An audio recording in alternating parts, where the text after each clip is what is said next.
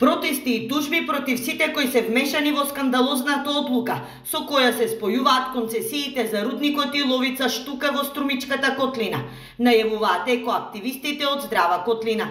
По владината одлука, револтот кај жителите расте, а реакциите не стивнуваат. Тврдат дека ако се дозволи отварање на рудник за искупување на злато и бакар, тоа ќе значи смрт не само за котлината, туку и за зелените појаси во Грција и Бугарија.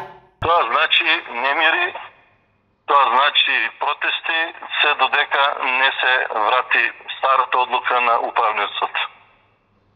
Бидејќи ова одлука е толку скандалозна и за неа еден ден сите кои били учесници ќе мора да одговарат пред суд, тоа е криминал.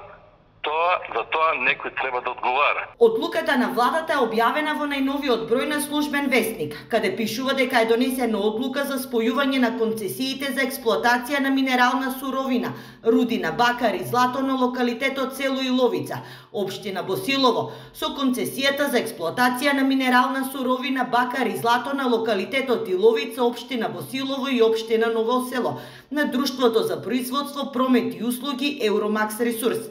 Екоактивистите се децидни дека со одлуката на владата да се спојат двете концесии и одлуката на управниот суд повторно на маса ја стават идејата за отварање на рудникот. Бидејќи е невозможно за не повеќе од 12 месеци истиот управен суд да ја смени спротивно својата одлука. Од одлука потврдувајќи решение кое потврдува одлуката на владата за одземање на концесијата со едно најдобро образложение зошто, до денешната одлука која што е спротивна од претходната на истиот управен суд, нормално, сигурно со различен состав на судиите, но со спротивно дејство. Проектот предвидува над Штука и Иловица да се изгради рударска брана во висина од 276 метри за складирање на токсини. Активистите тврдат доколку истата попушти може да ја контаминира, но и трајно да ја уништи почвата и водите во целата Струмичка котлина.